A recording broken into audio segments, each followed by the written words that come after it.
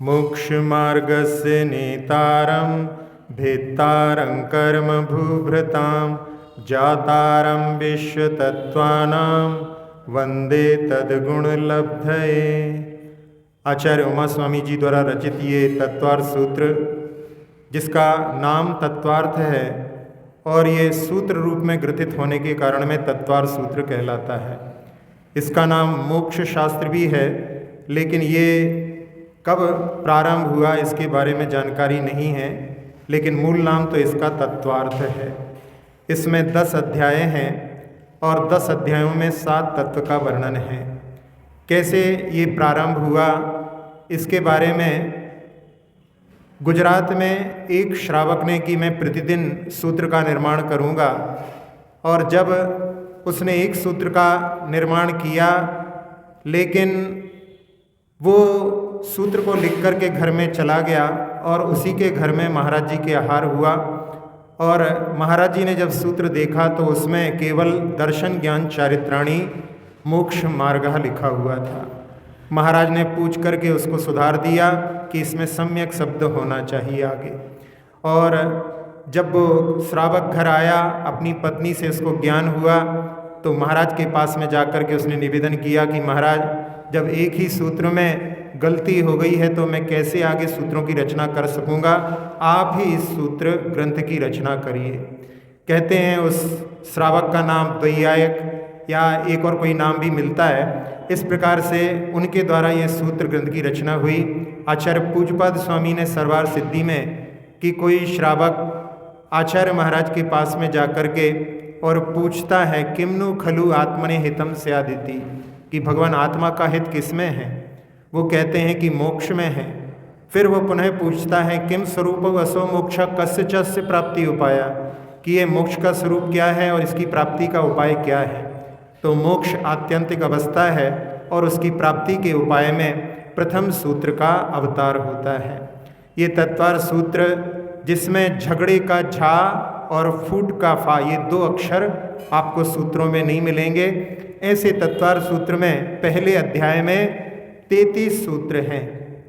उन 33 सूत्रों को यदि आप स्मरण में रखना चाहें तो यहाँ सबसे पहले सूत्र में ही रत्नत्रय का वर्णन है। और रत्नत्रय भी 2 प्रकार का होता है, व्यवहार और निश्चय, इसलिए 3 और 3 मिलाकर के ऐसे आगे लिखने से 33 सूत्र इसमें हैं। यदि अपन सामान्य से 33 सूत्रों को देखना चाहें तो अपन उंगली के ऊपर भी इनको बिठा करके याद कर सकते हैं और उनका वर्गीकरण कर सकते हैं। सबसे पहले 4 सूत्रों में रत्नत्रय, सम्यक दर्शन, उसके भेद और 7 तत्व। अगले 4 सूत्रों में इनके जानने के उपाय हैं, जिसमें 4 निक्षेप हैं, प्रमाण नय हैं, 6 अनुयोग द्वार हैं और 8 अनुयोग द्वार हैं। फिर अगले 4 सूत्रों में 5 प्रकार के ज्ञान, ये ही 2 प्रकार के प्रमाण हैं, उसमें परोक्ष और प्रत्यक्ष प्रमाण। इसके बाद में अगले 7 सूत्रों में मति ज्ञान का वर्णन आता है। सबसे पहले मति ज्ञान के पर्यायवाची, ये कैसे उत्पन्न होता है। इसके बाद में इनके भेद कितने हैं, और जिन पदार्थों को अपना विषय बनाता है वो बहुविध आदिक भेद होते हैं, और ये पदार्थों के विशेषण हैं तो अर्थ सूत्र आता है। इसके बाद में जो अव्यक्त पदार्थ हैं वो व्यंजनस्य वग्रह वाला सूत्र है, और ये किनके द्वारा नहीं होता, ये 7वां सूत्र है। एकमात्र सूत्र में शुद्ध ज्ञान का वर्णन किया, 2 सूत्रों में अवधि ज्ञान, जहाँ पर भव प्रत्यय और गुण प्रत्यय। फिर मनः प्रय ज्ञान के 2 सूत्र हैं, इसमें पहले में भेद और दूसरे में उनकी तुलना। इस प्रकार से 24 सूत्र हो गए। फिर इसके बाद जो 24 सूत्र के बाद में एक सूत्र में अवधि ज्ञान और मनः प्रय ज्ञान की तुलना है। इसके बाद में 4 सूत्रों में उनके जो विषय हैं उनके लिए बतलाया। फिर इसके बाद में एक आत्मा में कितने ज्ञान होते हैं, और ज्ञान विपरीत भी होते हैं, और विपरीतता का कारण क्या है, और आखिरी सूत्र में नयों का वर्णन है। इस प्रकार से 33 सूत्र में ये प्रथम अध्याय पूर्ण होता है। अब अपन पहले सूत्र से यहाँ पर प्रारंभ करते हैं। आप लोग भी चाहें तो साथ साथ में उच्चारण कर सकते हैं। सम्यक दर्शन ज्ञान चारित्राणि मोक्ष मार्ग। हाँ, सम्यक दर्शन, सम्यक ज्ञान और सम्यक चारित्र, इन तीनों को मिलकर के मोक्ष मार्ग बनता है। और मोक्ष मार्ग में वहाँ पर एक वचन है, इसलिए तीनों को मिलकर के केवल एक ही मार्ग रहता है।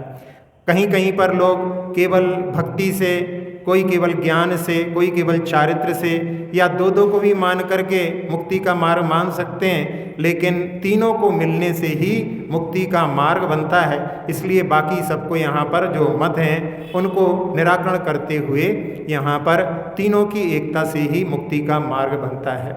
सम्यक शब्द जो है वो तीनों में लगता है, और इस प्रकार से ये यहाँ पर तीनों के मिलने से ये मोक्ष मार्ग बनता है। आचार्य ज्ञान सागर जी महाराज ने इस पहले सूत्र का अनुवाद करते हुए कि देख भाल कर चलो, देखना, भालना और चलना, इस प्रकार से तीनों की आवश्यकता होती है। जब किसी के लिए रोग होता है तो उस समय में दवाई पर श्रद्धान होना भी जरूरी है, और श्रद्धान के साथ साथ में दवाई का ज्ञान भी होना जरूरी है। नहीं तो खाने वाली दवाई लगा लो और लगाने वाली दवाई खा लो तो उससे रोगी का जो है देहांत भी हो सकता है। इसलिए उनका ज्ञान भी जरूरी है, और साथ साथ में फिर बाद में दवाई का प्रयोग करना भी जरूरी है। बहुत अच्छी दवाई है, बहुत अच्छा उसके ऊपर सिद्धांत है, ज्ञान भी है, लेकिन उसका प्रयोग नहीं करेंगे तो रोग ठीक नहीं होगा। इस प्रकार से तीनों चीज़ों की आवश्यकता होती है। तो इस प्रकार से ये तीनों को मिलकर के मोक्ष मार्ग बनता है। अब इसमें सबसे पहला घटक जो है सम्यक दर्शन, उसके बारे में अगला सूत्र आ रहा है, तत्वार्थ श्रद्धानम सम्यक दर्शनम। हाँ, तत्वार्थ का श्रद्धान सम्यक दर्शन कहलाता है। तत्वार्थ में जो पदार्थ जिस रूप में स्थित है उसका उसी रूप में ज्ञान होना, ये तत्वार्थ का श्रद्धान कहलाता है। केवल मात्र तत्व का श्रद्धान नहीं कहा, क्योंकि बहुत सारे मतों में भी तत्व माने गए हैं, और अर्थ का अर्थ धन भी होता है, तो अर्थ का श्रद्धान भी नहीं कहा। इस प्रकार से दोनों से मिला करके, यानी जो भाववाची पदार्थ है, जो भाव से युक्त है, उसका श्रद्धान करना सम्यक दर्शन कहलाता है। अब अगले सूत्र का अवतार होता है, जिसमें सम्यक दर्शन के भेद बतलाए जा रहे हैं। तन्निसर्गा दधिगमाद्वा। हाँ, इस सूत्र में वह सम्यक दर्शन निसर्गाद और अधिगमात, इस प्रकार से, और उत्पद्यते, यहाँ पर क्रिया का अध्यार किया जाता है।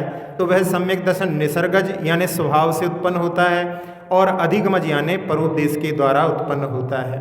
तो ये सम्यक दर्शन में जहाँ पर जो सम्यक दर्शन उत्पत्ति के कारण हैं, उनमें जहाँ पर सुन करके जो सम्यक दर्शन उत्पन्न होता है वो अधिगमज कहलाता है, और बाकी कारणों से जिसमें जिनबिंब दर्शन आदि के द्वारा जो उत्पन्न होता है वो निसर्गज कहलाता है। इसमें निसर्गज का अर्थ अपन समझ सकते हैं, जैसे सुबह सुबह स्वभाव से नींद खुल जाती है तो वो निसर्गज कहलाएगी, और अलार्म आदि लगा करके आप उठते हैं तो वो अधिगमज कहलाएगी। इस प्रकार से सम्यक दर्शन के दो भेद होते हैं। अब जो सम्यक दर्शन जिन तत्वों के श्रद्धान को सम्यक दर्शन कहा है, उन 7 तत्वों के बारे में अगले सूत्र का अवतार हो रहा है। जीवा जीवाश्रव बंध संवर निर्जरा मोक्षास तत्वम। हाँ, इसमें जीव, अजीव, आश्रव, बंध, संवर, निर्जरा और मोक्ष, ये 7 तत्व हैं। इसमें जो जीवति इति जीव, जो जीता है 10 प्राणों से, वो जीव कहलाता है। अजीव जो चेतना से रहित है। आश्रव, जहाँ पर जीव और अजीव का संबंध होता है, कर्मों का आना होता है, उसको आश्रव कहते हैं।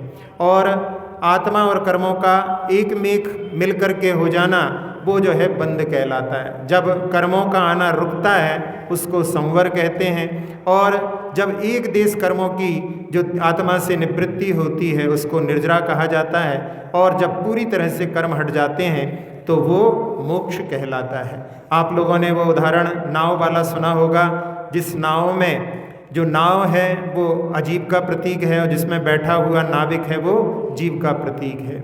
और उस नाव में छेद होने के कारण पानी आता है तो वो आश्रव का प्रतीक है। पानी उसमें ठहर जाता है वो बंध का प्रतीक है। अब नाव में यदि पानी आता रहेगा तो नाव डूब जाएगी, तो उसके छेदों को बंद कर दिया जाता है तो वो संवर का प्रतीक है।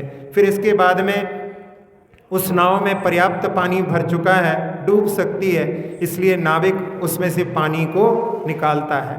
तो एक एक पात्र में उसको भर करके बाहर जब निकाला जाता है तो वो निर्जरा कहलाती है। जब नाव पूरी तरह से सूख जाती है, पार पहुंच जाती है, तो वो मोक्ष का प्रतीक है।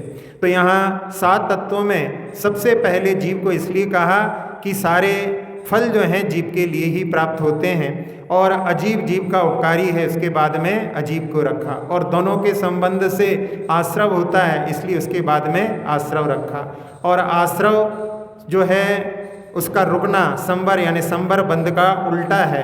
तो पहले आश्रव के बाद में जब वो आश्रव जो होता है वो जो आश्रव के बाद में बंध होता है, इसलिए बंध को रखा, और जो आश्रव होता है उसको रुकने के कारण में वो संबर का उल्टा है, इसलिए उसके बाद में संबर को रखा। और जो निर्जरा होती है वो संबर पूर्वक ही कार्यकारी होती है।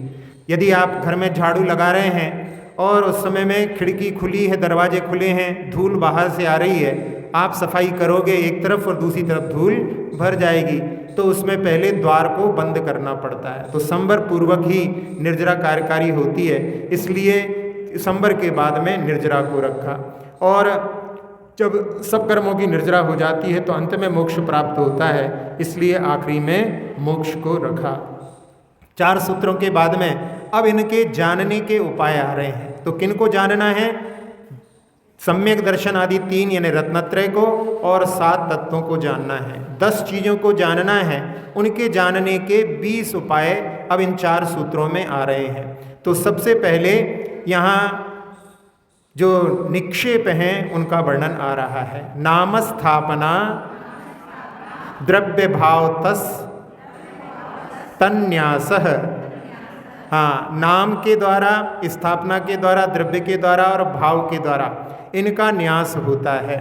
तो न्यास यानी निक्षेप, रखना। जैसे दुकान सजाते हैं आप, तो उसमें सारी चीज़ों को आप व्यवस्थित करते हैं, इस प्रकार से इन रत्नत्रय और तत्वों को इसमें व्यवस्थित किया जाता है। ये किस लिए किया जाता है कि जिसका प्रकरण नहीं है उसका निराकरण कर दो, और जो प्रकरण है उसका निरूपण करने के लिए किया जाता है। अब जैसे कोई शेर को लाओ, तो शेर को लाओ, किसी का नाम शेर सिंह भी हो सकता है, और बच्चों को खिलाने के लिए यदि रूठ रहे हैं तो शेर खिलौना के रूप में भी हो सकता है। तो ये समझने के लिए कि इसमें निक्षेप के माध्यम से किस प्रकार से किस प्रकरण में वहाँ पर प्रयोग किया गया है, ये निक्षेप के माध्यम से ज्ञात होता है। तो नाम निक्षेप उसको कहते हैं जहाँ पर गुण आदि की अपेक्षा न रख करके सामान्य नाम रखा जाता है, वो नाम निक्षेप कहलाता है। जैसे किसी का नाम बहादुर सिंह रख दिया, हो सकता है वो काकरोच से बहुत डरता हो, लेकिन नाम उसका बहादुर सिंह हो सकता है। अब स्थापना, जब कोई चीज़ नहीं होती और उसको वहाँ पर बतलाना होता है, तो यह वह है, इस प्रकार से किसी में स्थापना की जाती है, वो स्थापना निक्षेप कहलाता है।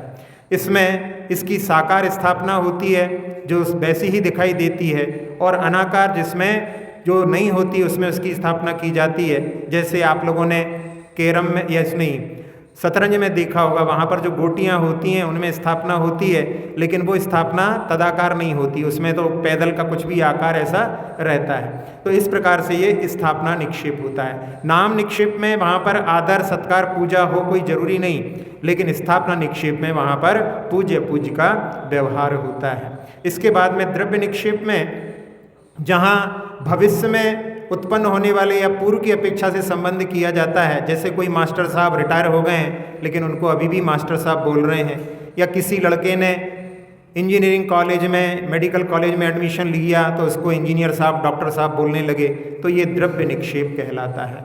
और भाव निक्षेप जो वर्तमान पर्याय से विशिष्ट द्रव्य होता है उसको भाव निक्षेप कहते हैं। सामान्य से यदि अपन समझें कि सीमंधर किसी का नाम रख दिया तो वो सीमंदर नाम से व्यक्ति कहलाने लगा। सीमंदर स्वामी की किसी मूर्ति में स्थापना कर दी तो वह स्थापना निक्षेप से हो गए। और सीमंदर स्वामी जब गृहस्थ अवस्था में थे उस समय में उनको भगवान कहने लगा तो वो जो है द्रव्य निक्षेप से हो गया। और अभी समो शरण में स्थित हैं तो वो भाव निक्षेप से सीमंदर स्वामी का दर्शन जो है, जो दिव्य आत्माएं हैं वहाँ पर जा कर के करती हैं। तो इस प्रकार से 4 निक्षेप होते हैं। अब इन निक्षेपों के बाद में दूसरे जो हैं पदार्थों के जानने के उपाय के लिए आ रहा है प्रमाण नई रधिगमः। हाँ, प्रमाण और नयों के द्वारा जीवादि पदार्थों का अधिगम यानी ज्ञान होता है। प्रमाण पूर्णतः किसी चीज को जानना प्रमाण कहलाता है और एक अंश में जानना नय कहलाता है। जैसे घड़ी को देखो कहें तो आप घड़ी को देखोगे, उसको जान लोगे, ये प्रमाण हो गया। लेकिन उसमें कितना बजा है पूछेंगे तो उसके एक भाग को आप जान रहे हो तो वो नय कहलाता है। तो प्रमाण और नय के माध्यम से ज्ञान होता है। अब इनमें और भी जानने के उपाय हैं, तो उसमें 6 अनियोग द्वार के माध्यम से जीवों को यानी तत्वों को और रत्नत्रय को जानते हैं। उसके लिए 6 अनियोग द्वार का सूत्र अवतार लेता है। निर्देश स्वामित्व साधनाधिकरण स्थिति विधानतः। हाँ, निर्देश यानी कथन करना कि जैसे तत्वार सिद्धानम सम्यक दर्शन जो सूत्र आया था, तत्वों के सिद्धांत को सम्यक दर्शन कहते हैं, वो निर्देश हो गया। अब स्वामित्व आधिपत्य यानी उसका मालिक कौन होता है, सम्यक दर्शन किसके पास होता है, तो जीव के पास सम्यक दर्शन होता है, तो जीव उसका स्वामी हो गया।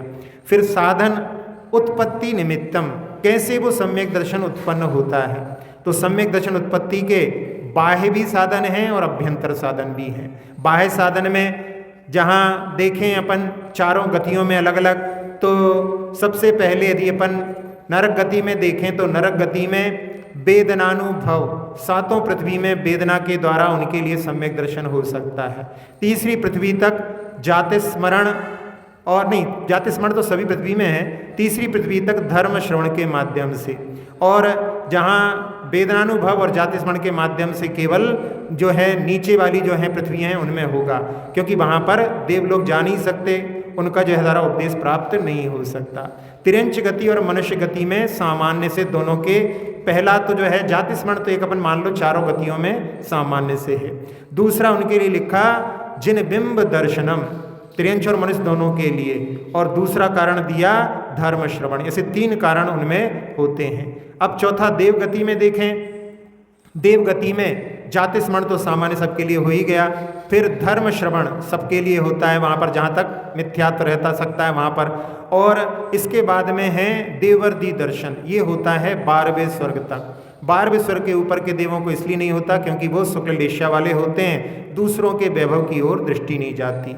और जिन महिमा दर्शन ये होता है 16वें स्वर्ग तक के देवों को, क्योंकि 16वें स्वर्ग तक के ही देव मध्य लोक में पंच कल्याणक मनाने के लिए आते हैं। वो अपने अपने इंद्रों को भगवान जैसा मानते हैं, और जब उनके लिए ये दृष्टि जाती है कि अरे देवादि देव तो ये हैं, इनकी सेवा में हमारे इंद्र लगे हुए हैं, तब उनके लिए उसके निमित्त से सम्यक दर्शन हो सकता है, वो वहाँ पर जिन महिमा दर्शन कहलाता है। और साथ ही साथ में जो नंदीश्वर आदि के माध्यम से भी उनको सम्यक दर्शन होता है, वो भी विशिष्ट दर्शन है, उसको भी वीरसेन स्वामी ने धवला में जिन महिमा दर्शन के रूप में ही स्वीकार किया है।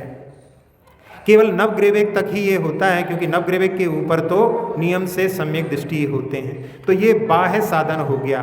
अब अभ्यंतर साधन के बारे में कि अंतरंग में जहाँ कर्मों का क्षय उपशम उपशम के माध्यम से जो उत्पन्न होता है, तो ये तीनों कारण उसमें होते हैं, तो ये हो गया उसका साधन। अधिकरण यानी वो कहाँ पर रहते हैं, सम्यक दृष्टि जीव कहाँ पर रहते हैं, तो देखा जाए तो बाह्य अधिकरण में तृष्णाड़ी में रहेंगे, क्योंकि तृष्णाड़ी में तृष जीवों को ही सम्यक दर्शन होता है। और अभ्यंतर अधिकरण जो है स्वयं उनका जो शरीर है वही उनका वहाँ पर अधिकरण है। इसके बाद में स्थिति, सम्यक दर्शन कितने समय तक ठहरता है, तो जहाँ क्षायिक सम्यक दर्शन एक बार उत्पन्न होने के बाद में फिर वो नष्ट नहीं होता। उपसम सम्यक दर्शन अंतर मुहूर्त में छूट सकता है और छूट ही जाता है बल्कि। और इसके बाद में जो क्षयोपसम सम्यक दर्शन है वो जगन्य से अंतर मुहूर्त और उत्कृष्ट से 66 सागर तक बना रह सकता है। फिर इसके बाद में विधान यानी उसके कितने प्रकार हैं, तो इसमें सम्यक दर्शन के जो हैं दो प्रकार से देखें, अपन पहले देख चुके हैं, तो निसर्गज और अधिगमज के भेद से। तीन जो होते हैं अभी बताए थे, उपशम, क्षयोपशम और क्षायिक के भेद से।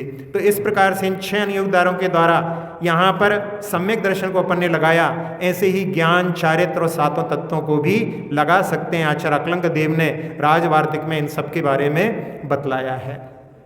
अब इसके बाद अगला सूत्र आता है, सत्संख्या, क्षेत्र स्पर्शन, कालांतर, भावाल्प, बहुत्वैश्च। अब ये 8 अनुयोग द्वार हैं, इनके माध्यम से भी ज्ञान होता है। इसमें सत यानी कि जिसके बारे में आप दुकान पर गए हो, यदि वहाँ पर पूछो कि भाई ये चीज़ है, तो सत यानी अस्तित्व का निर्देश, तो वहाँ पर जो है कि नहीं इसकी जानकारी होती है, वो सत हो गया। संख्या, भेद गणना, तो कितना है, कोई पूछे भाई आपसे सामान खरीदना है, वो कितनी मात्रा में है, तो वो संख्या हो गई। फिर इसके बाद में क्षेत्र कहाँ रखा हुआ है, तो वर्तमान में दुकान के अंदर है। और स्पर्शन, कहाँ से माल आया है और कहाँ तक उसकी खपत होती है, इसकी जानकारी करना स्पर्शन। काल, कब तक मिलेगा, कब तक दुकान खुली रहेगी। अब दुकान एक बार बंद हो जाएगी तो फिर पुनः कब खुलेगी, तो वो अंतर हो जाएगा। और उसमें भाव तो जो है देखा जाए तो वैसे औपसमकादि भाव होते हैं, लेकिन यहाँ पदार्थ का भाव को अपन भाव ले सकते हैं। और अल्प बहुत में ये दूसरों से जब तुलना की जाती है कि ये इसकी कीमत इतनी है, उसकी कीमत इतनी है, इन दोनों में कितने कितने से कौन कितना ज़्यादा है, कौन कितना कम है, इस प्रकार से जब तुलना करते हैं तो वो अल्प बहुत कहलाता है। इन 8 अनुयोग द्वार के द्वारा भी पदार्थ का ज्ञान होता है।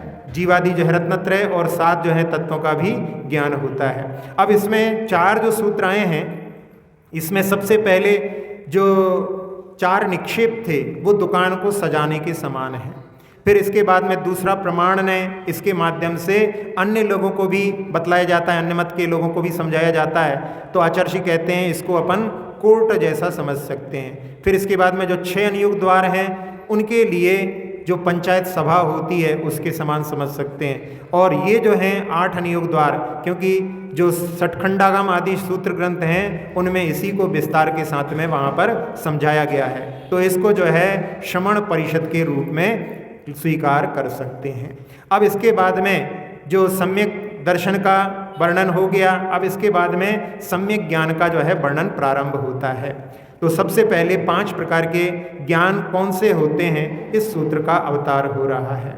मतिश्रुतावधि, मनः पर्यय ज्ञान, मतिश्रुतावधि, मनः पर्यय, केवलानित ज्ञानम। हाँ, ये 5 ज्ञान हैं।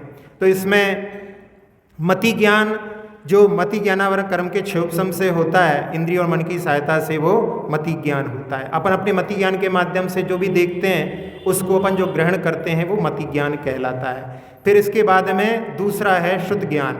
शुद्ध ज्ञान में जो मति ज्ञान के द्वारा जाना हुआ पदार्थ है उसको विशेष रूप से जानते हैं तो वो शुद्ध ज्ञान कहलाता है। जैसे ठंडी ठंडी हवा चल रही है तो ये ज्ञान होना तो मति ज्ञान हो गया, लेकिन ये ठंडी हवा सर्दी कर सकती है, ऐसा जो आगे उसके बारे में विचार किया वो शुद्ध ज्ञान कहलाता है। फिर अवधि ज्ञान, जो कि रूपी पदार्थों को मर्यादा में जानता है, जिसमें बिना किसी इंद्रिय और अनिंद्रिय की सहायता के आत्मा से जो सीधा जानता है वो अवधि ज्ञान होता है। मनः परिज्ञान, दूसरे के मन की बात को जानने वाला ज्ञान होता है। और केवल ज्ञान, जब ज्ञानावरणी कर्म का पूरी तरह से क्षय होने पर जो लोकालोक सबको जानने में समर्थ होता है वो केवल ज्ञान होता है। इसमें सबसे पहले मति ज्ञान को इसलिए रखा क्योंकि इसमें अक्षर अल्प हैं और साथ साथ में उसका विषय नियत है। और मति ज्ञान के पास में शुद्ध ज्ञान को इसलिए रखा है कि शुद्ध ज्ञान जो है मति ज्ञान पूर्वक होता है, दोनों का जो है विषय तुल्य है और दोनों एक साथ साथ में रहते हैं। अब इसके बाद में पहले परोक्ष ज्ञान को रखा क्योंकि इनसे अपना परिचय है, और इसके बाद में प्रत्यक्ष को रखा। उस प्रत्यक्ष में जिसमें कम विशुद्धि होती है, ऐसे अवधि ज्ञान को फिर इसके बाद में रखा। और अवधि ज्ञान से विशुद्धतर होने के कारण मनः पर्यय ज्ञान को उसके बाद में रखा। और सबसे अंत में प्राप्त होने के कारण में केवल ज्ञान को अंत में रखा। और संयम का अधिकरण होने से मन परे ज्ञान और केवल ज्ञान दोनों जो है थोड़े समीप भी हैं, इसलिए उनको रखा। वैसे देखा जाए तो अवधि ज्ञान का विषय मन परे ज्ञान से ज़्यादा होता है, लेकिन वहाँ पर संयम का देखा जाए तो संयम के साथ में ये दोनों ज्ञान प्राप्त होते हैं, इसलिए उसको जो है अवधि ज्ञान के बाद में रखा है। अब ये 5 ज्ञान हैं, ये ही प्रमाण हैं। इसके लिए अगले सूत्र का अवतार होता है तत्प्रमाणे। ये 5 ही ज्ञान प्रमाण स्वरूप हैं, ज्ञान ही प्रमाण होता है। जब आप कोर्ट में जाते हैं, वहाँ पर पूछते हैं कि आप प्रमाण प्रस्तुत करो, तो कह देते हो भाई ये ज़मीन जो है वो हमारी है, हमारा प्रमाण ये है कि ये कागज़ पर किसी ने हमारे लिए ये बेची थी, वो उसकी जानकारी है। तो वो कागज़ प्रमाण नहीं है, कागज़ के ऊपर जो लिखा गया है वो ज्ञान ही प्रमाण है। तो इस प्रकार से ज्ञान ही प्रमाण होते हैं। कई लोग जो है इंद्रिय को भी प्रमाण मानते हैं, सन्निकर्ष जो है उसको प्रमाण मानते हैं, लेकिन वो प्रमाण नहीं ठहरते, यही ज्ञान प्रमाण है। तो ये प्रमाणे तत्प्रमाणे में 2 यानी द्विवचन की विभक्ति लगी है, इसलिए 2 प्रकार के प्रमाण होते हैं, परोक्ष प्रमाण और प्रत्यक्ष प्रमाण। जिनमें परोक्ष प्रमाण जो इंद्रिय अनिंद्रिय के माध्यम से होते हैं और जिसमें बाहर की भी आवश्यकता लगती है तो वो परोक्ष प्रमाण कहलाते हैं, और जिसमें इनकी आवश्यकता नहीं पड़ती वो प्रत्यक्ष प्रमाण कहलाते हैं। अब इनमें अगले सूत्र में आगे के जो 2 ज्ञान हैं वो परोक्ष हैं, तो कह रहे हैं आद्य परोक्षम। हाँ, इसमें आद्य में भी जो है द्विवचन है, तो आगे के 2 ज्ञान, वैसे आदि शब्द से पहला होता है, लेकिन 2 को यहाँ पर द्विवचन होने के कारण में आगे के 2 ज्ञान जो हैं वो परोक्ष हैं। तो मति ज्ञान और शुद्ध ज्ञान ये परोक्ष हैं। लेकिन लोग कहते हैं कि हमने तो ऐसा जो है प्रत्यक्ष देखा, अपनी आँखों से प्रत्यक्ष देखा, तो उसको साम व्यावहारिक प्रत्यक्ष कह दिया जाता है। वास्तव में जहाँ पर अपनी इंद्रियादियों का आलम्बन होता है वो परोक्ष ही होते हैं। इसके बाद में प्रत्यक्ष ज्ञान कराने के लिए अगला सूत्र का अवतार होता है प्रत्यक्ष मन्यत। हाँ, बाकी के जो ज्ञान हैं वो अन्यत यानी शेष रहे ज्ञान प्रत्यक्ष हैं। तो उसमें अवधि ज्ञान, मनय परे ज्ञान और केवल ज्ञान ये प्रत्यक्ष हैं। इनमें 2 ज्ञान विकल्प प्रत्यक्ष यानी सीमा में जानते हैं तो वो अवधि ज्ञान और मनय परे ज्ञान है, और जो सकल प्रत्यक्ष पूर्णता जानता है वो केवल ज्ञान है। आला पद्धति में वहाँ पर सविकल्प और निर्विकल्प के भेद से 2 प्रकार के भेद किए हैं। तो जहाँ पर ज्ञान का प्रयोग करने के लिए विकल्प किया जाता है वो 4 ज्ञान होते हैं, और निर्विकल्प जो है केवल ज्ञान होता है। अब 12 सूत्र हो चुके हैं, अब 7 सूत्रों में मति ज्ञान का वर्णन प्रारंभ होता है। मति ही स्मृति ही संज्ञा चिंता विनिबोध इत्यनर्थांतरम। हाँ, मति ज्ञान, स्मृति ज्ञान, संज्ञा, चिंता, ये 4 बताए हैं। और इसमें अभिनिबोध के लिए भी, जहाँ पर अभिनिबोध के लिए अनुमान कहा जाता है, लेकिन वो अनुमान होता है वो शुद्ध ज्ञान के अंतर्गत आता है। तो वास्तव में आचार्य जी कहते हैं कि अभिनिबोध का अर्थ होता है ये मति ज्ञान के ही पर्यायवाची हैं। तो इसमें मननम मति, जो इंद्रिय और मन के माध्यम से होता है वो मति है। स्मृति, जिसमें पूर्व में देखे हुए सुने हुए के साथ में संबंध जुड़ता है वो स्मृति है। और संज्ञा, जिसमें जोड़ रूप ज्ञान होता है, इसमें प्रत्यवि ज्ञान के माध्यम से हाँ ये वही बिंब है जो हमने पहले देखा था, इस प्रकार से जो आता है वो प्रत्यवि ज्ञान का विषय बनता है, संज्ञा कहलाता है। और चिंता में जहाँ पर व्याप्ति होती है, तर्क होता है, उसको चिंता कहते हैं कि जहाँ जहाँ अग्नि होगी वहाँ वहाँ धूम होगा। इस प्रकार से जो किया जाता है वो जोड़ रूप के साथ साथ में इस प्रकार से तर्क की व्याप्ति की जाती है, वो चिंता कहलाता है। अब इसके बाद ये ज्ञान उत्पन्न कैसे होते हैं, तो इसके लिए कह रहे हैं तदिंद्रिया निंद्रिय निमित्तम। ये ज्ञान इंद्रिय और अनिंद्रिय के निमित्त से होते हैं। इंद्रिय तो अपन जानते हैं 5 होती हैं, इनके बारे में दूसरे अध्याय में वर्णन आएगा। और अनिंद्रिय मन को कहा जाता है। ये भी जो अनिंद्रिय इसलिए कहा जाता है कि इंद्रियों की तो एक जहाँ पर हैं उनका स्थान निश्चित है, लेकिन मन का कोई स्थान निश्चित नहीं है और उसका कोई विषय भी निश्चित नहीं है, बाहर दिखलाई भी नहीं देता, इसलिए इसको अनिंद्रिय कहते हैं। अब मति ज्ञान के भेदों को बतलाने के लिए अगले सूत्र में अवग्रहे हावाय धारणा। हाँ, अवग्रह, ईहा, आवाय और धारणा, ये उसके भेद हैं। जब पदार्थ का इंद्रियों के साथ में संपर्क होता है तो सबसे पहले दर्शन होता है, उसके बाद में जो ज्ञान होता है, क्योंकि ज्ञान जो होता है दर्शन पूर्वक होता है, तो उसमें पहला जो ज्ञान निर्णयात्मक होता है उसको अवग्रह कहते हैं। जैसे किसी को देखा सफ़ेद सफ़ेद, तो वो जो है वस्तु सफ़ेद है, ये निर्णय हो गया। अब वो सफ़ेद क्या है, ये इच्छा उत्पन्न हुई, तो ये कहलाता है ईहा, यानी अवग्रह से जाने हुए पदार्थ को विशेष जानने की इच्छा होती है, उसको ईहा कहते हैं।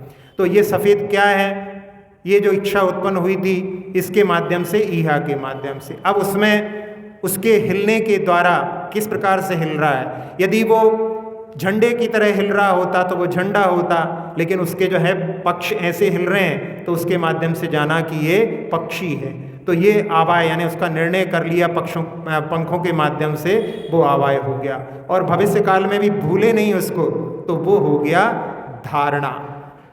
आचार्य श्री इसके लिए उदाहरण के लिए शिखर जी की यात्रा पर आप लोग जा रहे हैं, आपका ग्रुप चल रहा है और देखा कि सामने से एक और ग्रुप आ गया, उन लोगों ने दूसरी तरफ से वंदना की थी, तो उस ग्रुप को देख करके कि ये लोग कौन हैं, पहले तो देखा सामान्य से तो एक ग्रुप है, ये आवाय हो गया, फिर ये कौन है, ये मन में ईहा उत्पन्न हो गई। इसके बाद में उनकी वार्ता सुनी तो वो वहाँ पर बीच बीच में बोल रहे थे हाँ जी हाँ जी, तो समझ लिया ये दिल्ली के आसपास के लोग होंगे। यदि बुंदेलखंडी होते तो बोलते हो, तो समझ जाते कि ये बुंदेलखंडी हैं, तो इसके माध्यम से निर्णय कर लिया, तो ये आवाय हो गया। और भविष्य में भी कहीं पर हाँ जी की आवाज़ आई तो समझ लिया कि ये वहीं के लोग होंगे। तो इस प्रकार से इन चार जो हैं भेदों को अपन समझ सकते हैं। अब ये किनको विषय बनाते हैं, उसके लिए बहु बहुविधक क्षिप्रा निसृतानुक्त ध्रुवाणाम सेत्राणाम। हाँ, यहाँ पर जो है 6 दिए हैं और 6 में सेत्राणाम यानी उनसे उल्टे भी, तो बहु बहुविध क्षिप्र अनिसृत अनुक्त ध्रुव, और इससे उल्टे में अल्प अल्पविद अक्षिप्र निसृत उक्त और अध्रुव, इनका जो है ज्ञान होता है। अब इसमें बहु यानी बहुत सारे पदार्थों का, बहुविध यानी उसमें भी बहुत सारी वैरायटी, जैसे आम बहुत सारे हैं उसमें आम की बहुत सारी वैरायटी भी होती हैं, तो बहुविध हो गया। क्षिप्र यानी कोई शीघ्रता से जान लेना, जैसे घर में आपने देखा होगा कि कभी कभी कोई आता है और आते से कहने लगता है अरे आपके यहाँ तो जो है स्मेल आ रही है, गैस चालू है क्या, तो वो जो शीघ्रता से जानने की सामर्थ्य होती है वो क्षिप्र ज्ञान उनके पास में। फिर अनिश्रित, जिसमें केवल एक भाग को देख करके जान लिया, तो वो जो है अनिश्रित कहलाता है। फिर इसके बाद में अनुक्त, बिना कहे ही अभिप्राय को जान लेना, जैसे कोई बजा रहा है बीणा और उसने जैसे ही संभाला तो समझ लिया कि ये स्वर बजाएंगे, ये ऐसा जान लिया बिना कहे, तो वो अनुक्त ज्ञान।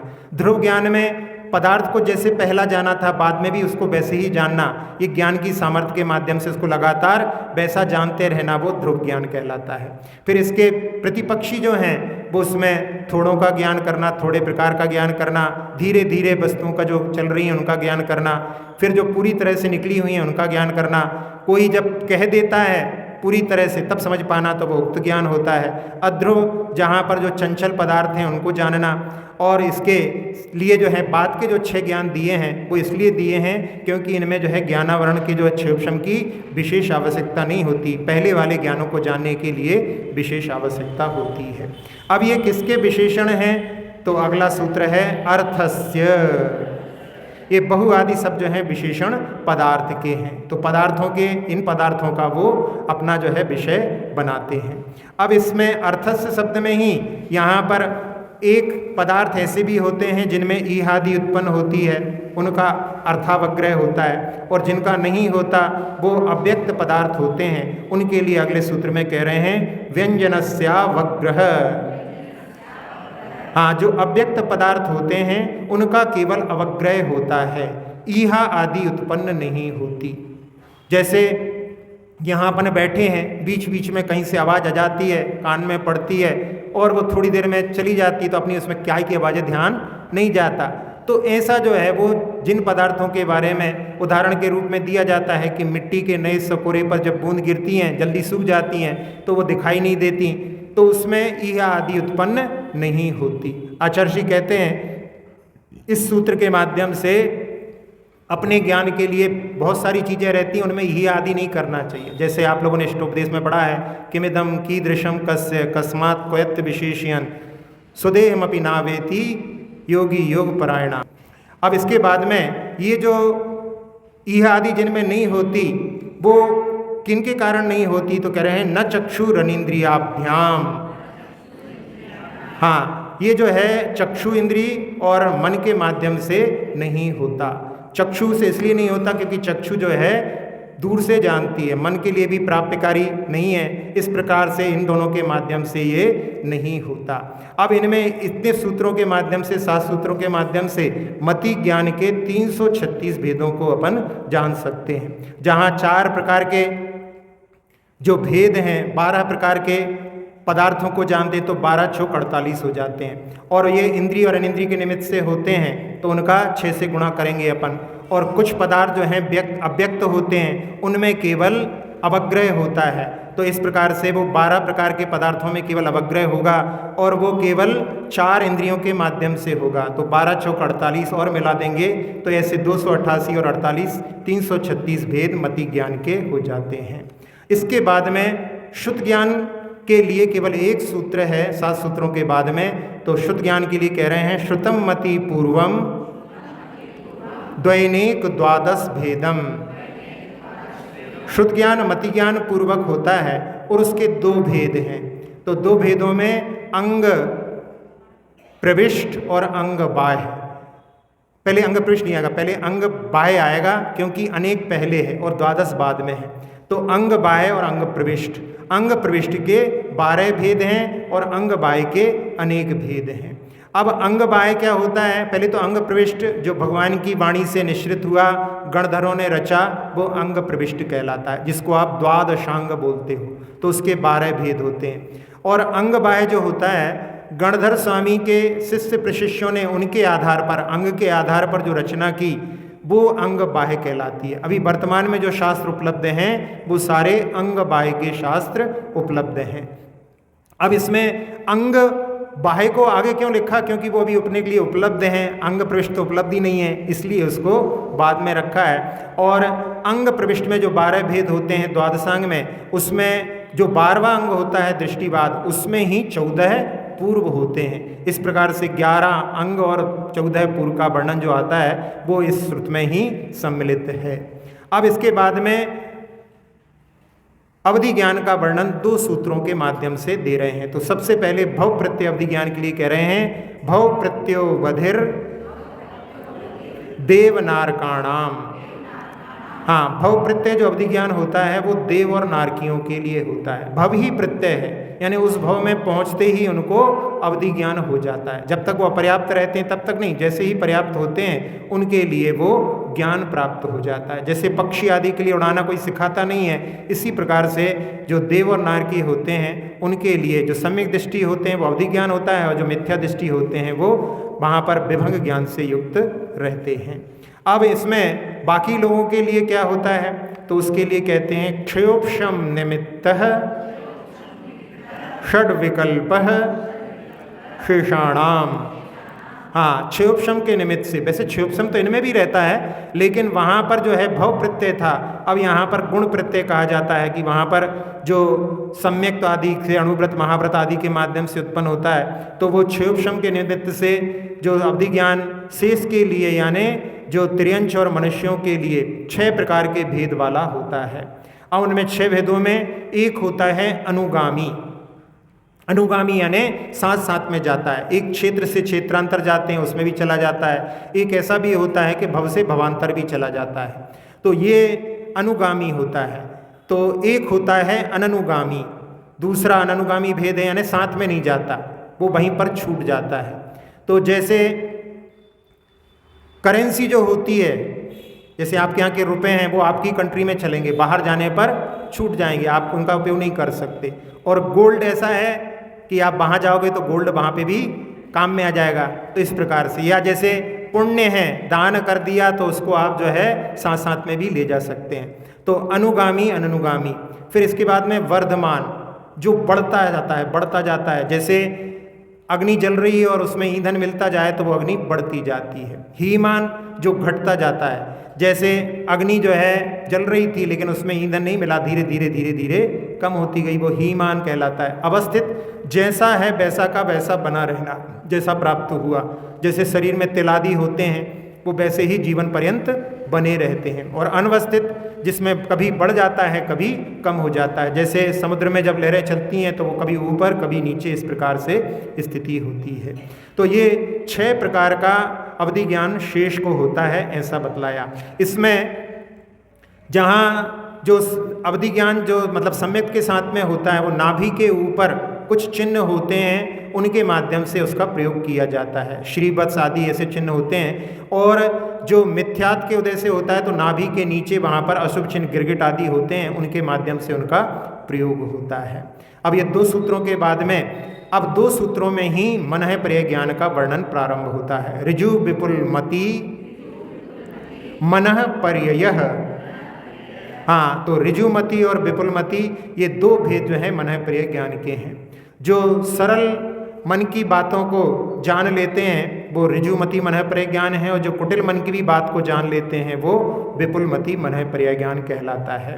इसमें जैसे किसी के तिजोरी में पैसे रखे हैं और किसी ने उन पैसों को कहीं पर गड्ढा खोद करके गाड़ दिया है, तो उसमें ऋजुमति वाले जो उनकी तिजोरी में रखे हैं उनके मन की बात को जान लेंगे, लेकिन विपुलमति इन्होंने जो गड्ढे में भी रखे हैं उनको भी जानने में समर्थ होते हैं। इसके बाद में इन दोनों ज्ञानों में क्या विशेषता है उसके लिए अगले सूत्र में विशुद्ध प्रतिपाताभ्याम तद विशेषः। हाँ, विशुद्धि और प्रतिपात की अपेक्षा से दोनों में विशेषता होती है। तो विशुद्धि में ऋजुमति से विपुलमति विशुद्धतर है, और प्रतिपात की अपेक्षा से जो ऋजुमति तो जो है प्रतिपतन भी हो जाता है, यानी वो उपसम श्रेणी पर चढ़ने वालों को भी हो सकता है, और उसमें क्या होता है वापस नीचे गुणस्थान में 11वें गुणस्थान से नीचे आ जाते हैं। लेकिन विपुलमति जो मनः पर्यय ज्ञान होता है वो वहाँ पर उनके लिए जो उस पर उपसम श्रेणी पर चढ़ने वाले हैं उनके लिए नहीं होगा, ये छपक श्रेणी पर चढ़ने वाले ही उनके लिए होगा। तो इस प्रकार से जो संयम के शिखर से च्युत नहीं होता वो अप्रतिपात है, यानी मुक्ति प्राप्त कराने वाला है, इसलिए ऐसा है। इसका मतलब ये नहीं है कि ऋजुमति वाले छपक श्रेणी पर नहीं चढ़ते, वो भी छपक श्रेणी पर चढ़ सकते हैं, लेकिन जो है विपुलमति वाले उस पर नहीं चढ़ेंगे, ऐसा इसमें अर्थ ले सकते हैं। अब 24 सूत्र हो गए हैं। अब एक सूत्र में दोनों ज्ञान की तुलना करते हुए कह रहे हैं विशुद्धि क्षेत्र स्वामी विषयेभ्यो वधि मनः पर्ययोः।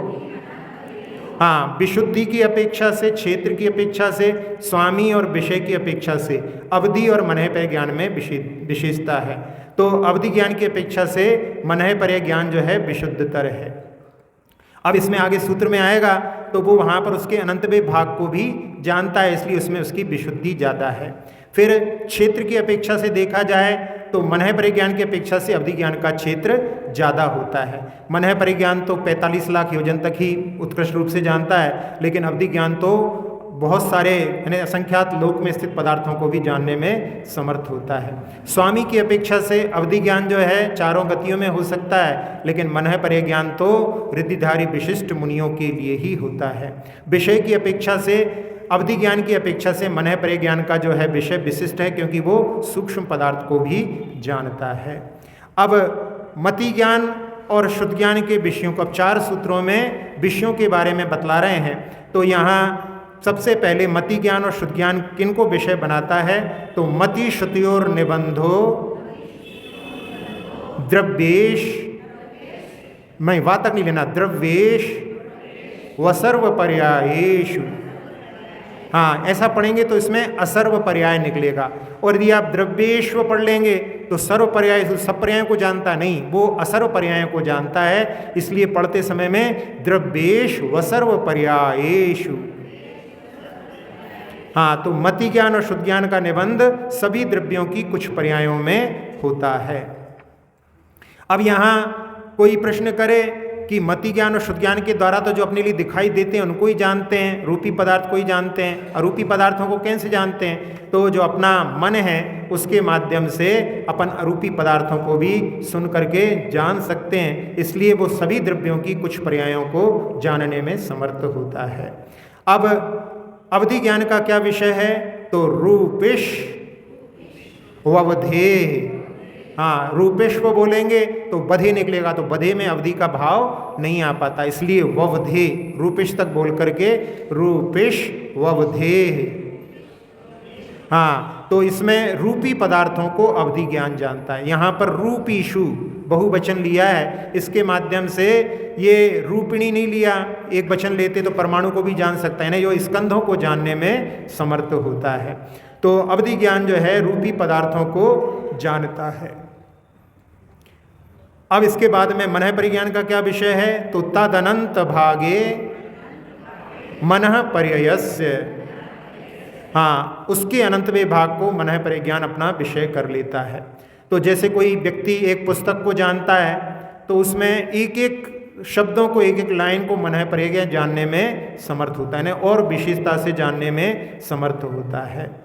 अब केवल ज्ञान का विषय, वैसे केवल ज्ञान के बारे में ज़्यादा विस्तार नहीं किया, जहाँ पर 4 ज्ञान के बारे में तो विस्तार किया, इस केवल ज्ञान के बारे में 10वें अध्याय के पहले सूत्र में वहाँ पर बतलाएंगे अभी, लेकिन उसका विषय यहाँ पर बतला रहे हैं। सर्वद्रव्य पर्यायेषु केवलस्य। हाँ, सभी द्रव्यों की सभी पर्यायों को केवल ज्ञान जान लेता है। केवल ज्ञान में कुछ भी नहीं छूटता, वो अनंतानंत जीव द्रव्य और एक एक जीव द्रव्य के साथ में अनंतानंत पुद्गल परमाणु लगे हैं।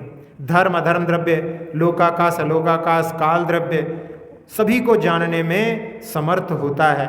लेकिन इसके माध्यम से सभी द्रव्य और सभी पर्यायों को जान रहा है, तो कोई प्रश्न करे कि प्रथम जो पर्याय है उसको जानने में समर्थ हो सकता है क्या?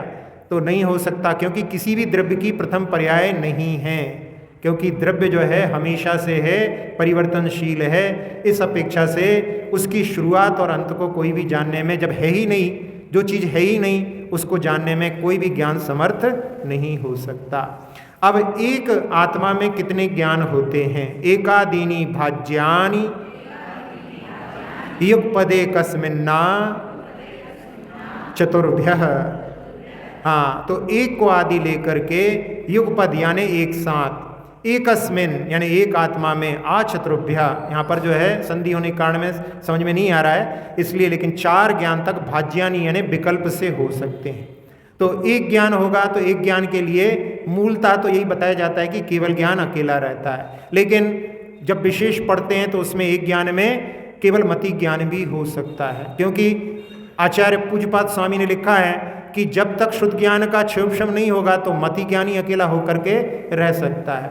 तो इस प्रकार से एक ज्ञान होगा तो मुख्यतः से केवल ज्ञान, फिर 2 ज्ञान मति ज्ञान और शुद्ध ज्ञान साथ साथ में 3 ज्ञान होंगे तो मति शुद्ध अवधि भी हो सकता है, मति शुद्ध मनः पर्याय भी हो सकता है, और 4 ज्ञान एक साथ में मति शुद्ध अवधि और मनः पर्याय हो सकते हैं। 5 ज्ञान एक साथ में नहीं होते, क्योंकि एक क्षयिक है और 4 क्षयोपशमिक हैं।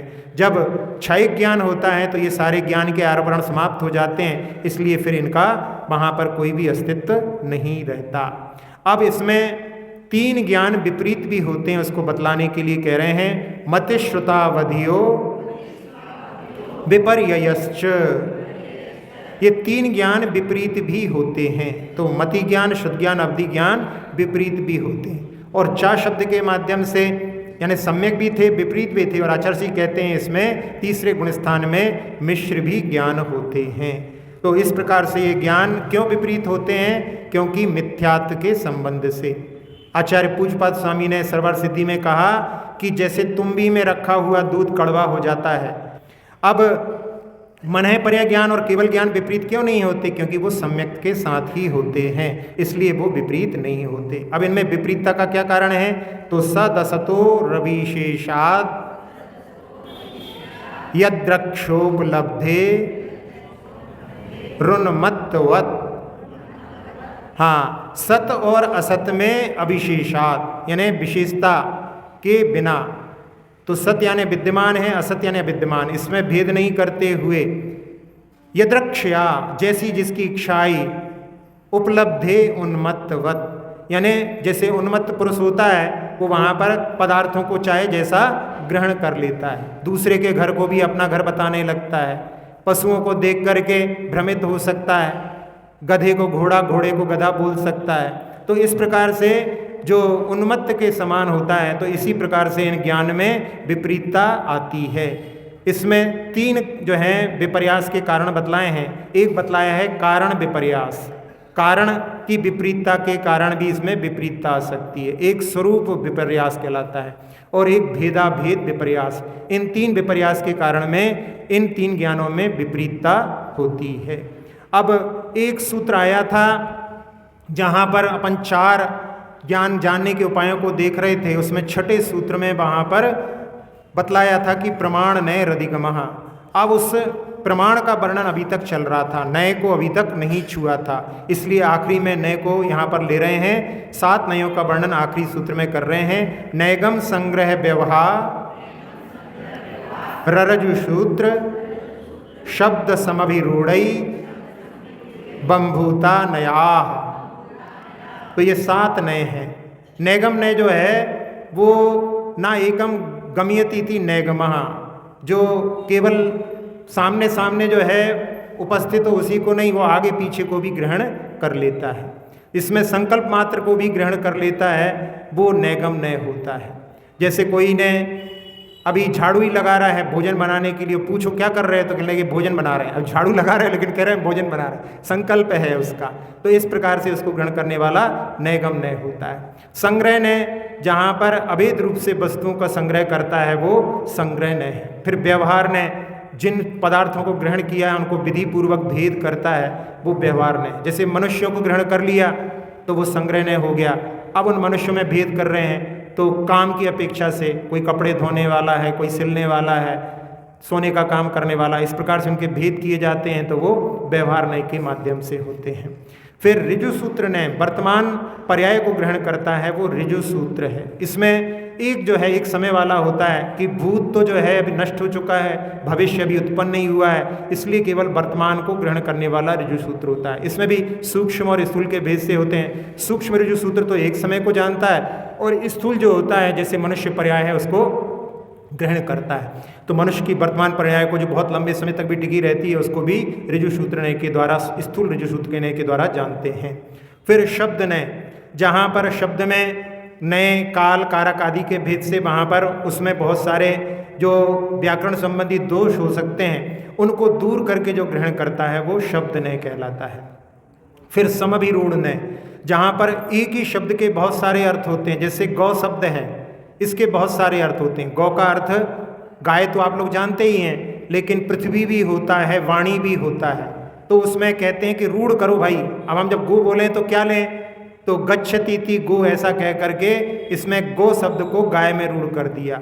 अब यहाँ पर उस गाय को भी गाय जब कहो जब वो चल रही हो, क्योंकि परिभाषा क्या बना रहे हैं, गच्छति थी गो, जो चल रही है वो गाय है। तो एवं भूत नय कहता है कि जिस समय में वो बैठी हो, सो रही हो, वो गाय नहीं है, जब चलती है तभी वो गाय है। तो यहाँ पर एवं भूत नय क्रिया से युक्त जब होते हैं तब उसको ग्रहण करता है। जैसे आप अभी यहाँ पर बैठ करके सुन रहे हैं तो आप श्रोता हैं। सुबह सुबह आप भले ही धोती पहन करके यहाँ बैठे हों, उस समय में आप सुन रहे हैं तो श्रोता ही कहलाएंगे, उस समय में पुजारी नहीं। जब आप भगवान की पूजा कर रहे होंगे तभी आप पुजारी कहलाएंगे। तो इस प्रकार से ये 7 नयों के माध्यम से यहाँ पर इस सूत्र को, जो पहला अध्याय के 33 सूत्र हैं, यहाँ पर समापन होता है। इसमें एक उदाहरण के माध्यम से समझाया है कि जैसे कोई व्यक्ति पापी लोगों का समागम करने लगा तो उसको नारकी कहना, ये नैगम नय से नारकी, क्योंकि वो पापी लोगों की संगति में है, नरक में जाएगा, इस अपेक्षा से कहना। अब वो यदि जीवों को वध करना चाहता है तो उस समय में वो उनके लिए प्राणी वध का विचार करके उनके लिए शस्त्र अस्त्र ग्रहण कर रहा है तो वो संग्रह नय से उसको नारकी कह सकते हैं। फिर जब वो धनुष और बाण लेकर के मृगों को खोज रहा है तो उस समय में व्यवहार नय से वो नारकी है। जब वो उनके ऊपर शिकार करने के लिए आघात करता है तो ऋजु सूत्र नय से नारकी कहला रहा है। और जब वो उन जंतुओं को प्राणों से विमुक्त कर देता है तो उस समय में वो शब्द नय से नारकी कहला रहा है। और जब वो नरक आयु को बांध लिया है तो वो समभिरूढ़ नय के नाम से नायक नारकी जाना जाता है। और जब वो नरक में पहुंच जाता है तब वास्तव में वो नारकी होता है। इस प्रकार से इस सूत्र में, जो पहले अध्याय के 33 सूत्रों में अपन सामान्य से फिर से देखना चाहें तो अपने लिए उंगलियों पर बिठा करके इनको याद करना चाहिए। और यदि इस प्रकार से यदि अपन उनको करेंगे तो उनका स्मरण अपन कभी भी कर सकते हैं। यदि उंगलियों पर बिठा करके याद करो तो अपन इनको उल्टी दिशा में भी स्मरण कर सकते हैं। जैसे अभी अपन देखें, सबसे आखिरी में अपन ने 7 नयों को पढ़ा, उसके बाद में विपरीतता के कारण आए थे। उसके पहले सूत्र में 3 ज्ञान मिथ्या भी होते हैं। उसके पहले एक आत्मा में कितने ज्ञान होते हैं। अब 4 सूत्र आए थे, उसमें 5 ज्ञान के विषय थे। फिर एक सूत्र में उसके पहले अवधि ज्ञान और मनय प्रज्ञान की तुलना थी। 2 सूत्रों में मनय प्रज्ञान का वर्णन, 2 सूत्रों में अवधि ज्ञान का वर्णन, उसके पहले एक सूत्र में शुद्ध ज्ञान का वर्णन, उसके पहले 7 सूत्रों में मति ज्ञान का वर्णन था, उसके पहले 4 सूत्रों में 5 ज्ञान के विषयों का वर्णन था, उसके पहले 4 सूत्रों में 4 प्रकार से जानने के उपाय थे, और सबसे आखिरी 4 सूत्रों में सबसे पहले 7 तत्व थे, फिर सम्यक दर्शन के 2 भेद थे, उसके पहले तत्वार श्रद्धानम सम्यक दर्शन था, और सबसे पहले सूत्र के रूप में रत्नत्रय था। तो इस प्रकार से इन 33 सूत्रों के माध्यम से ये पहला अधिकार, यहाँ पर पहला अध्याय समाप्त होता है। जा वाणी के ज्ञान ते सुजे लोकालो, सो वाणी मस्तक धरूं सदा देत हूँ ढो। हे जिन वाणी भारती तो हे जपो दिन रैन, जो तेरी शरणा गए सो पावे सुख चैन। देव भजो अरहंत को गुरु सेवा निर्गन, दया धर्म पालो सदा यही मोक्ष का पन।